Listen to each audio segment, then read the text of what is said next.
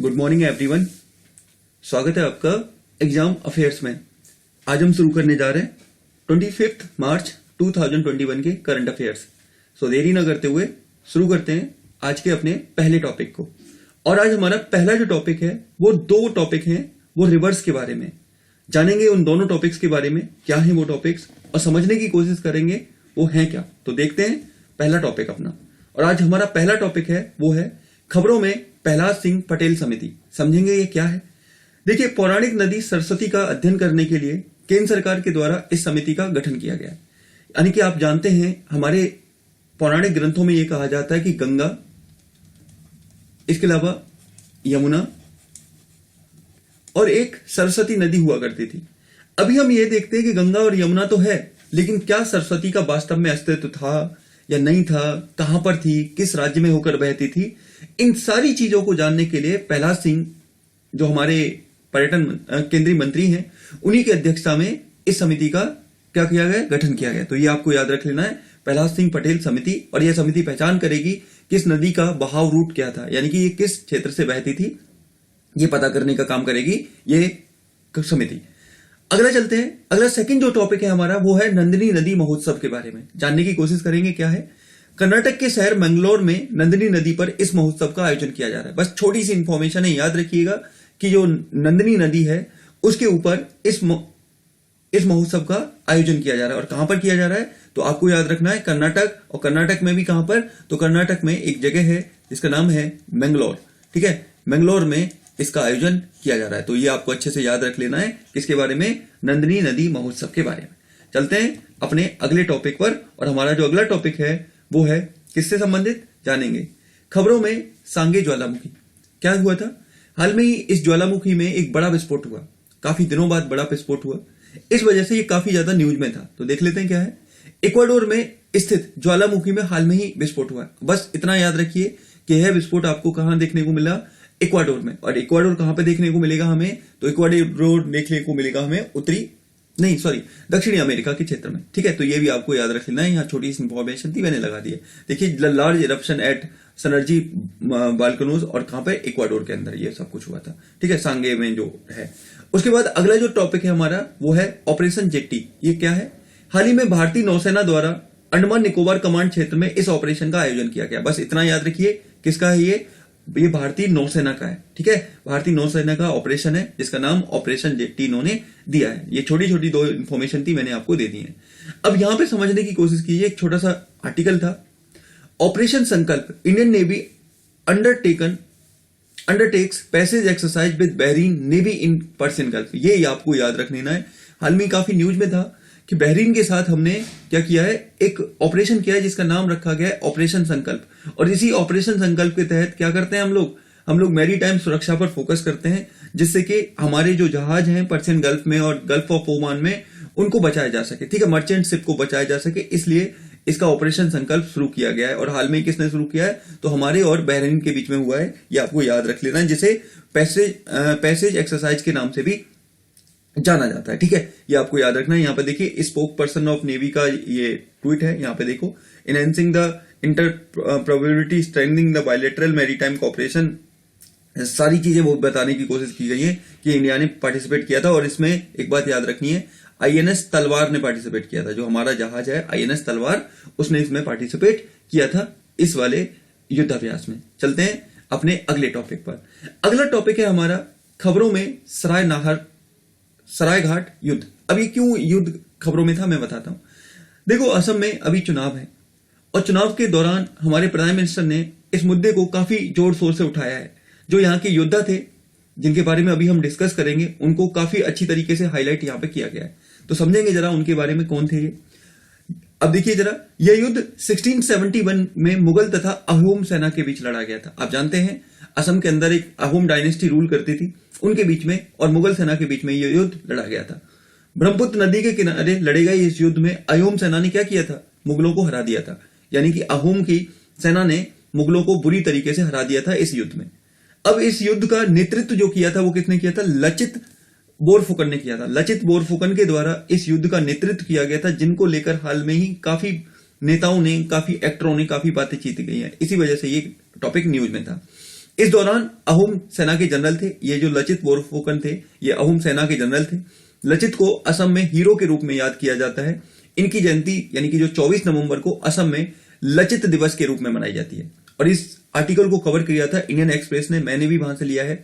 Borphukan and BJP 17th century Ahom general as a Hindu swadeshi warrior, तो उसके बारे में इन्होंने हाईलाइट किया है। इस वजह से ये मुद्दा काफी ज्यादा न्यूज में रहा था। किसका आपको याद रखना है, लचित बोरफुकन, जो कि अहोम सेना में जनरल थे, जिन्होंने सरायघाट के युद्ध में मुगल सेना को भी बुरी तरीके से परास्त कर दिया था। चलते हैं अपने अगले टॉपिक पर, और हमारा जो अगला टॉपिक है वो है किसके बारे में, ये लोकेशन के बारे में है। और ये लोकेशन है साउथ चाइना सी की। अभी समझने की कोशिश करेंगे। देखो हो क्या रहा है, आप जानते हैं कि जिस तरह 2010 के बाद से चीन का राइज बहुत तेजी से बढ़ा है। अब चीन के राइज ने क्या किया है, इंटरनेशनल नियम कानूनों को भी तोड़ना शुरू कर दिया है।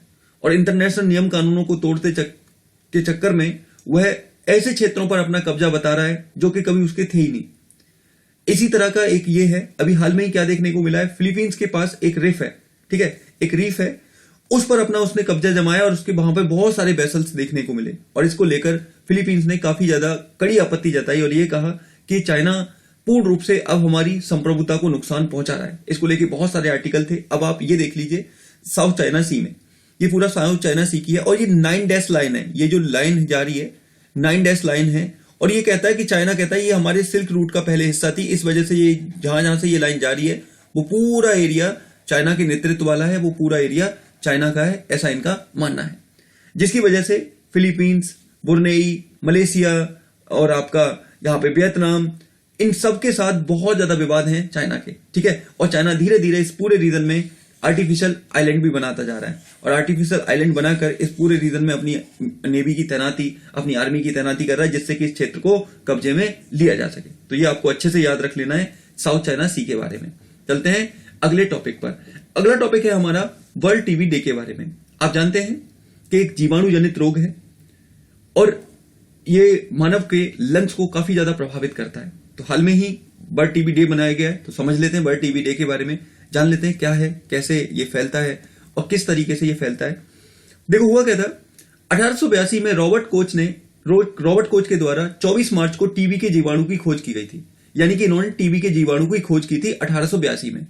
इसी दिन को यादगार बनाने के लिए 24 मार्च को यह दिवस मनाया जाता है, यानी कि 24 मार्च को यह दिवस मनाया जाता है। और इस साल इस दिवस की थीम क्या है, तो इस साल इस दिवस की थीम है द क्लॉक इज टिकिंग, ठीक है, द क्लॉक इज टिकिंग इस साल की इसकी थीम है वर्ल्ड टीबी डे की। अब देखो यहाँ पे न्यूज 18 का आर्टिकल है, world TB day 2021 symptoms, cause and treatment of the alignment. एक बात और याद रखनी है आपको, यह एक जीवाणु जनित रोग है, ठीक है, जीवाणु जनित रोग है जो कि फैलता है और एक बार सांस ये आपस में खांसी करने से, इसके अलावा कई सारी चीज हवा से काफी ज्यादा फैलता है, यानी कि ये कम्युनिकेबल डिजीज है। तो ये भी आपको याद रखना है वर्ल्ड टीबी डे के बारे में, ठीक है।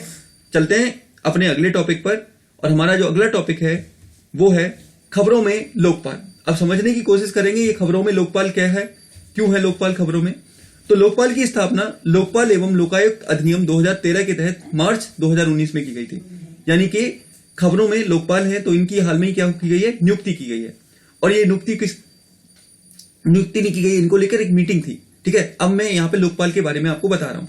लोकपाल की स्थापना लोकपाल एवं लोकायुक्त अधिनियम 2013 के तहत मार्च 2019 में की गई थी, यानी कि इनकी नियुक्ति 2019 में की गई थी।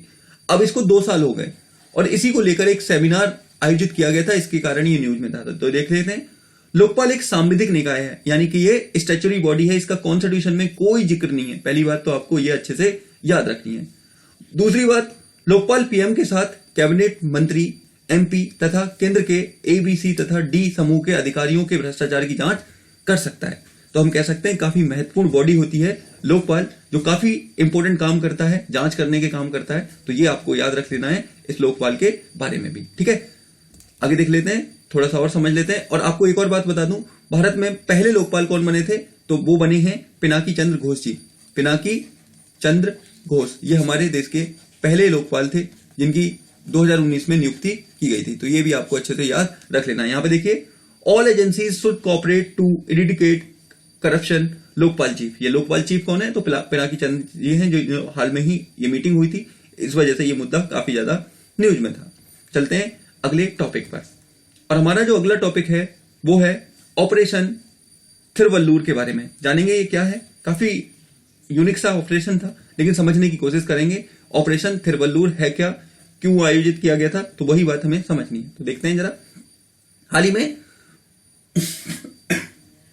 ही में भारतीय सेना की दक्षिणी कमांड ने इस ऑपरेशन को शुरू किया, यानी कि हमारी जो दक्षिणी कमांड है उसके द्वारा इस ऑपरेशन को शुरू किया गया था। अब होगा क्या, इस ऑपरेशन के तहत सेना तमिलनाडु के थिरुवल्लूर जिले में गैर इस्तेमाल पड़े युद्ध सामग्री का निस्तारण करेगी, यानी कि थिरुवल्लूर जिले में जो सेना का जो बेकार पड़ा हुआ सामान है, जो जिसका इस्तेमाल नहीं हो रहा, अब उसको डिस्पोज कर दिया जाएगा, उसको समाप्त कर दिया जाएगा। इसलिए ऑपरेशन थिरुवल्लूर की शुरुआत की गई है भारतीय सेना के द्वारा। यहां पे देखिए, southern command launch operation for safe disposal of unexploded ordnance in Tamil Nadu. तो ये आपको याद रख लेना है ऑपरेशन थिरुवल्लूर के बारे में। चलते हैं अपने अगले टॉपिक पर, और हमारा अगला जो टॉपिक है वो है बनाना महोत्सव के बारे में। आज का हमारा लास्ट टॉपिक है बनाना महोत्सव। क्या हुआ है, उत्तर प्रदेश सरकार कुशीनगर जिले में इस महोत्सव का आयोजन करने जा रही है। आप जानते हैं पिछले कुछ दिनों में उत्तर प्रदेश सरकार के द्वारा कई महोत्सव आयोजित किए गए, जैसे काला नमक महोत्सव हो गया, जैसे आपका चेरी को लेकर महोत्सव हो गया। ऐसे कई सारे महोत्सव उत्तर प्रदेश सरकार ने आयोजित किए हैं। तो उसी में हाल में ही क्या किया गया है, उत्तर प्रदेश सरकार ने बनाना महोत्सव का आयोजन किया है। और कहां पर किया है, तो इसका आयोजन किया है कुशीनगर जिले में। इसका आयोजन 22 मार्च से 25 मार्च के बीच किया जा रहा है, और इस महोत्सव में केले से बने प्रोडक्ट को बढ़ावा दिया जाएगा। आप जानते हैं कि केले से बने प्रोडक्ट काफी ज्यादा फेमस हैं कुशीनगर क्षेत्र में। इन्हीं को बढ़ावा देने के लिए उत्तर प्रदेश सरकार ने बनाना महोत्सव का आयोजन किया है। ये देखिए, फर्स्ट इंडिया का आर्टिकल है, बनाना festival a big draw in Kushinagar. तो ये हाल में ही किया गया है, ठीक है, उत्तर प्रदेश के द्वारा। अब यहां पर देख लीजिए, वन डिस्ट्रिक्ट वन प्रोडक्ट के तहत जो कुशीनगर है वो बनाना फाइबर प्रोडक्ट के लिए भी काफी ज्यादा फेमस है। ये भी आपको याद रख लेना है कि उत्तर प्रदेश सरकार के द्वारा एक योजना चलाई गई है जिसका नाम है वन डिस्ट्रिक्ट वन प्रोडक्ट, और ये उससे हर डिस्ट्रिक्ट के एक प्रोडक्ट को लेते हैं। उसी में कुशीनगर का जो प्रोडक्ट है वो है बनाना फाइबर प्रोडक्ट, यानी कि बनाना और उससे संबंधित बने हुए प्रोडक्ट, जैसे उससे बने हुए जो ये मूर्तियां हैं, ये देख सकते हैं आप। इसके अलावा बहुत सारी चीजें बनती हैं, चिप्स बनते हैं। तो इन सारी चीजों को बनाना फाइबर प्रोडक्ट के लिए कुशीनगर को चुना गया है। तो ये भी आपको अच्छे से याद रख लेना है। चलते हैं अपने अगले टॉपिक पर, और हमारा जो अगला टॉपिक है वो है अभ्यास प्रश्न। समझेंगे क्या है। हाल ही में एक उसी पुस्तक मेले का आयोजन कहां किया गया है, यानी कि एक उसी मेला जो आयोजित किया गया था वो कहां किया गया है। ऑप्शन ए है नेपाल, ऑप्शन बी है भूटान, ऑप्शन सी है बांग्लादेश, ऑप्शन डी है भारत। जो भी इसका आंसर हो आप लोग अपना कमेंट बॉक्स में दीजिएगा, ठीक है। अगर आपको चीजें पसंद आ रही हैं तो क्या करना है आपको, लाइक शेयर सब्सक्राइब, जिससे कि ये चैनल आगे बढ़े, ग्रोथ करे, और हम सब मिलकर एक अच्छी एजुकेशन लेवल को रेडी कर सकें, ठीक है। तो मिलते हैं इसी के साथ नई वीडियो में, तब तक के लिए आप सभी का धन्यवाद। God bless you all of you.